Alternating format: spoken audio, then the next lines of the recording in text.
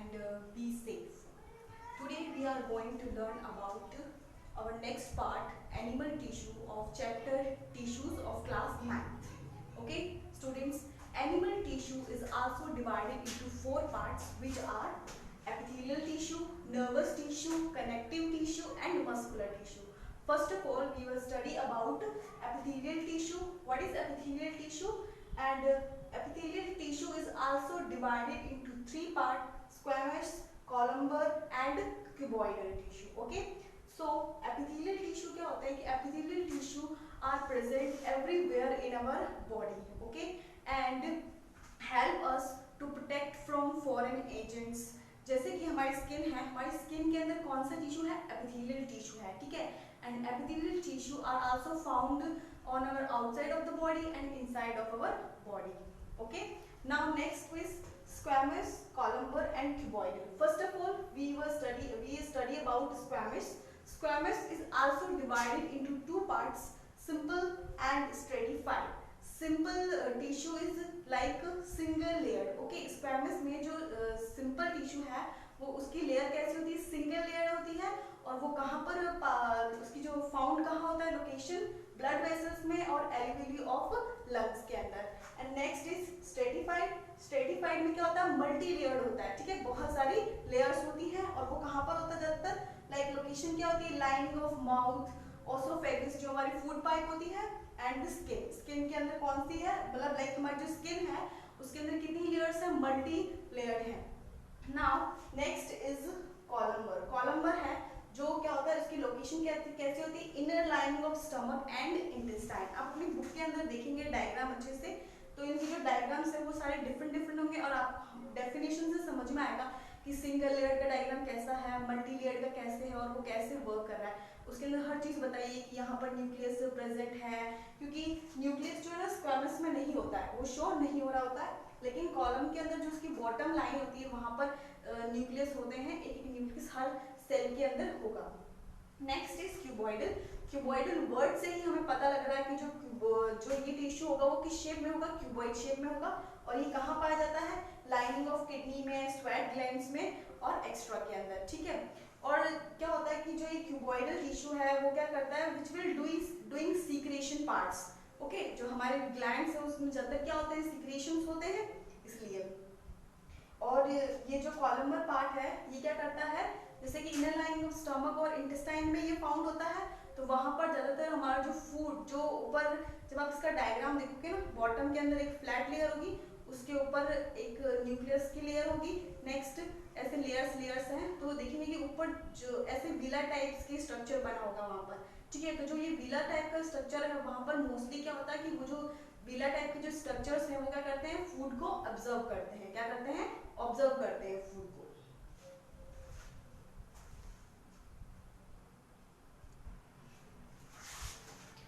Okay, next is nervous tissue. Nervous tissue is very important and mostly is found in brain, spinal cord and nerves के अंदर, ठीक है। They are the one which coordination in our body everything.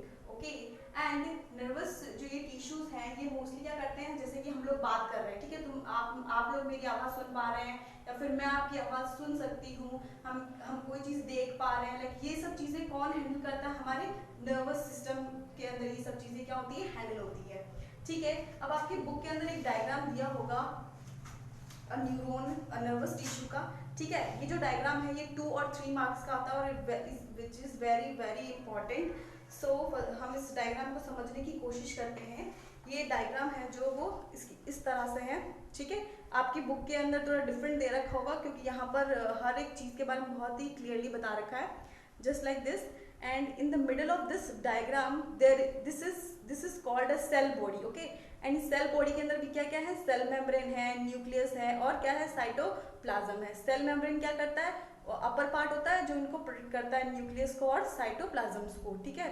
Next is dendrite या फिर हम इसे कहते हैं डेंड्रोड। ये जो हेयर लाइक स्ट्रक्चर्स है यहाँ पर इनको क्या कहा गया है? डेंड्राइट कहा गया है।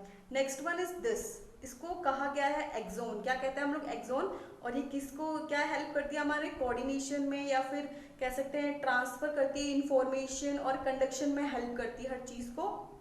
तो जो भी चीजें हमारे नर्वस सिस्टम के अंदर इंफॉर्मेशन ट्रांसफर होती है वो इसके थ्रू होती है, क्या होती है, axon to dendrites and dendrites to axon, ऐसे होती है, ठीक है। मोस्टली ज़्यादातर लोगों को लगता है कि एक्सोन टू एक्सोन ही होती है, बट ऐसा नहीं है, एक्सोन टू डेंड्राइट्स। कि देखो यहाँ पर आगे जाके हम देखेंगे ना, तो यहाँ पर भी क्या है, हेयर लाइक स्ट्रक्चर्स है। यहाँ पर डिफरेंट लाइक ये हमारे हैंड्स के थ्रू जा रही है, ये हमारे लेग के थ्रू जा रही है, हमारे स्टमक में जा रही है, ये हमारे माइंड में जा रही है, या फिर हैंड्स पे जा रही है। तो ये अलग अलग जगह से अलग अलग जगह पर ट्रांसफर होगी इन्फॉर्मेशन। तो लाइक दिस, जैसे कि मान लो यहाँ हमारे हैंड्स पे जा रही है ये वाली जो हेयर लाइक स्ट्रक्चर है, तो यहाँ से भी क्या होगा, एक नर्वस सिस्टम अलग से बना होगा, और वहाँ के थ्रू भी इंफॉर्मेशन क्या होगी, हर जगह पे ट्रांसफर होगी।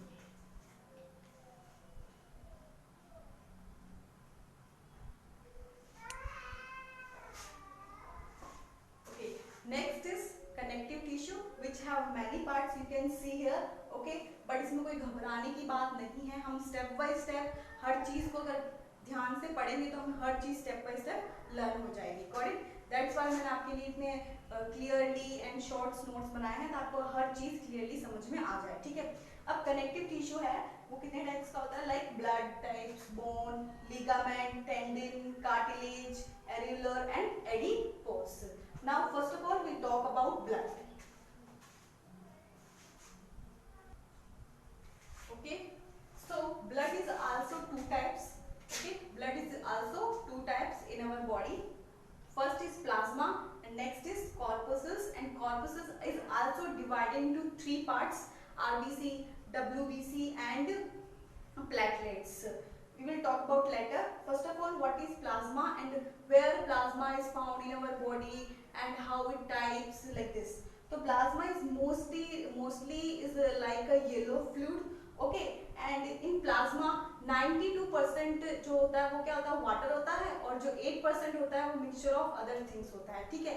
प्लाज्मा का जो फंक्शन होता है वो क्या होता है कि वो क्या करता है, हमारे पीएच, जो ब्लड का पीएच है उसको मेंटेन करके रखता है, and prevention of blood loss, conducting heat of skin of and uniform distribution of heat all our body, ठीक है।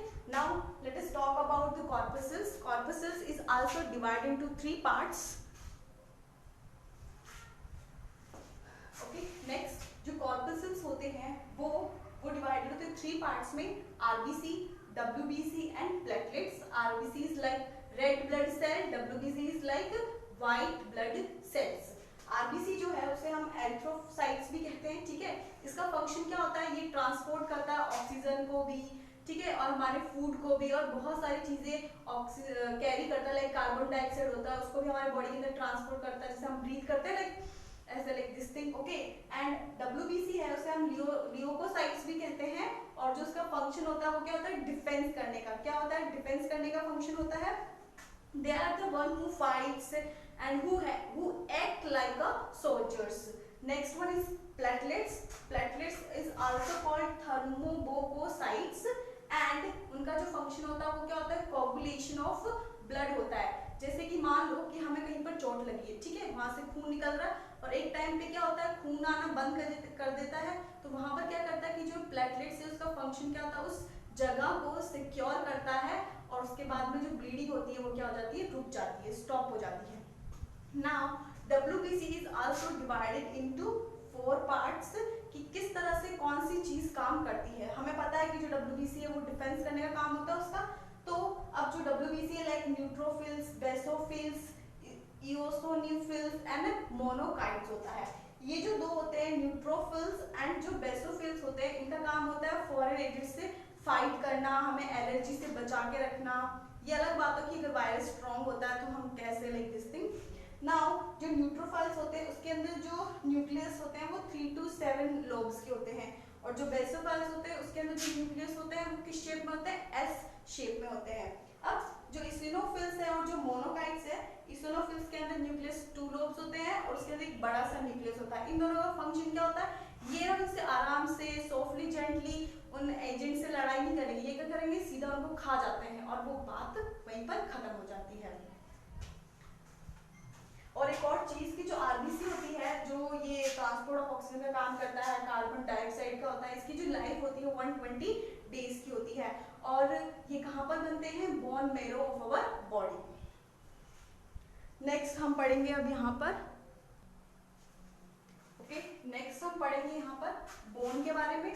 बोन क्या होता है कि हमारी पूरी बॉडी के अंदर क्या है, सिर्फ बोन्स ही बोन्स हैं, और ये किस तरह से काम करता है, इसका फंक्शन क्या है, फ्रेमवर्क, हमारी बॉडी को स्ट्रक्चर देना, ठीक है, तभी हमारी बॉडी अच्छे से लुक आता है उसका, हर चीज के अंदर हमारे क्या है, बोन है, और इसका यही काम है सिर्फ कि हमारे को प्रोटेक्ट करके रखना, हमारी बॉडी के अंदर जो अंदर ऑर्गन्स है उनको जो बोन है वो क्या करके रखता है, प्रोटेक्ट करके रखता है, और सबका जो फ्रेमवर्क होता है वो डिफरेंट डिफरेंट होता है।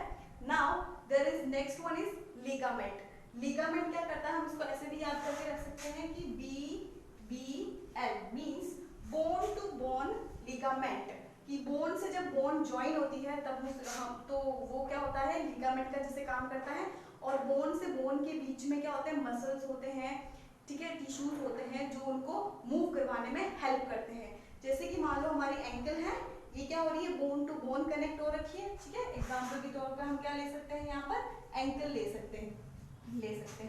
Next is tendon. टेंडन क्या होती है, MBT से हम याद कर सकते हैं, मतलब कि muscle to bone, muscle to bone, ये कैसे कनेक्ट होते हैं एक दूसरे से, मसल टू बोन होते हैं, लाइक हमारा हैंड है तो ये कैसे कनेक्ट हो रखा है, मसल टू बोन कनेक्ट हो रखा है।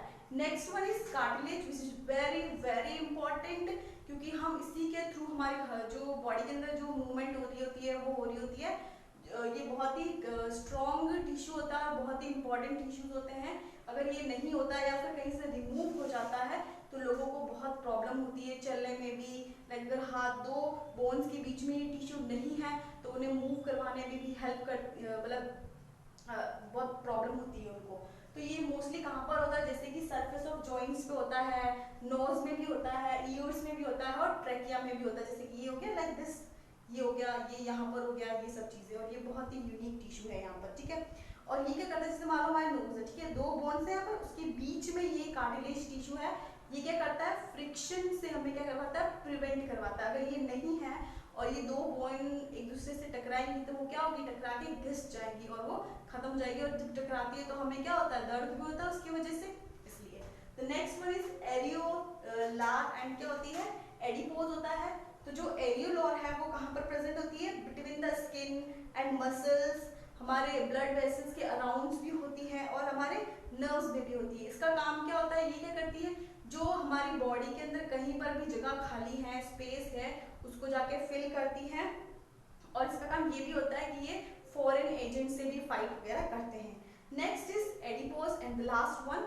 एडिपोज का क्या है कि यहाँ पर क्या होता है कि जो फैट्स वगैरह है वो जाके स्टोर होते हैं, और जैसे कि मान लो क्या होता है कि हमारी बॉडी कंटिन्यूसली ईट करती रहती है, हम खाते हैं, मान लो हमने 2-3 घंटे तक नहीं खाया है तो ज्यादातर क्या होता है कि ये जब कहीं जगह स्टोर हो जाता है और मोस्टली ये फैट का रूप ले लेता है, बट अगर हमने नहीं खाया है तो ये वहां से भी कंज्यूम कर सकता है, ठीक है, और store some amount of food in our body, ये इसके सारे क्या होते हैं, फंक्शंस होते हैं।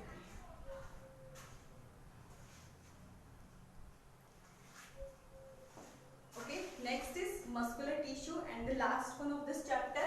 Muscular tissue is also divided into two parts, which is voluntary and involuntary.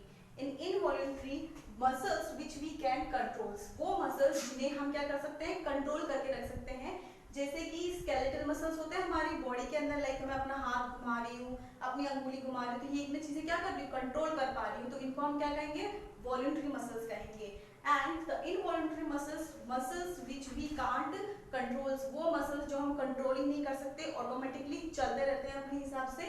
अब जो इनवॉलंटरी मसल्स होते हैं वो भी दो तरीके के होते हैं, एक होते हैं स्मूथ मसल्स और एक होते हैं कार्डिक मसल्स। स्मूथ मसल्स में जैसे कैसे काम होता है, मूवमेंट ऑफ ब्लड और फूड होता है, हमारा जो ब्लड होता है वो ट्रांसफर होता है हमारी बॉडी के अंदर हर तरीके से, तो उसे हम कंट्रोल नहीं कर सकते, वो अपने आप ही होता है, और खाना भी वो अपने आप ही हम सिर्फ क्या कर सकते हैं, खा सकते हैं, बाकी हमारी बॉडी के अंदर वो कैसे जा रहा है, कैसे डाइजेस्ट हो रहा है, उसका एक्सक्रीशन कैसे हो रहा है, वो सब चीजें क्या होती है, ऑटोमेटिकली होती रहती है। नेक्स्ट इज कार्डियक है, जो कार्डियक के अंदर ये बहुत ही यूनिक है और ये सिर्फ और सिर्फ हार्ट के अंदर ही पाया जाता है, कार्डियक मसल्स, और कहीं पर भी नहीं होता हमारी बॉडी के अंदर। कार्डियक मसल्स में works to keep heart pumping 24/7, वो कभी बंद नहीं होता है, तो ये 24/7 चलता रहता है। तो ये हमारा मसल्स टिश्यू के बारे में थे और सारे टिश्यूज के बारे में हम लोगों ने पढ़ लिए हैं। में, ठीक है। प्लांट टिश्यू, एनिमल टिश्यूज के भी कितने पार्ट्स होते हैं, उनमें भी कितने पार्ट्स होते हैं, वो सारी चीजें हम लोगों ने इस चैप्टर के अंदर कवर कर लिए हैं। सबके फंक्शंस, आप इस चैप्टर को अच्छे से पढ़िएगा, क्लियरली आपको समझ में आएगा। अपने खुद के भी नोट्स बनाइए और जो भी क्वेश्चंस पूछे गए हैं इससे रिलेटेड वो सारे क्वेश्चंस कीजिए। अगर कोई भी डाउट हो तो please let me know. That's done. Thank you so much for coming in my class.